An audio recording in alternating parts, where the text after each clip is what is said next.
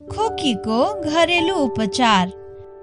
1. मह र अदुवाको रस मिसाएर सेवन गर्ने। 2.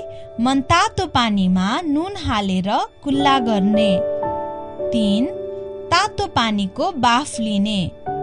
4. मनतातो पानी पर्याप्त पिउने। 5. तातो पानी, कागती र नुन हट लेमन पिउने। 6. मरिच, दालचिनी, बेसार, मेथी, ज्वानो, अलैची, ल्वाङ, अदुवाको काढा बनाएर खाने। 7. च्यवनप्रास पनि महसँग मिसाएर खाँदा धेरैलाई फाइदा गर्छ। 8. पानको पात, तुलसीको पात सेवन गर्ने।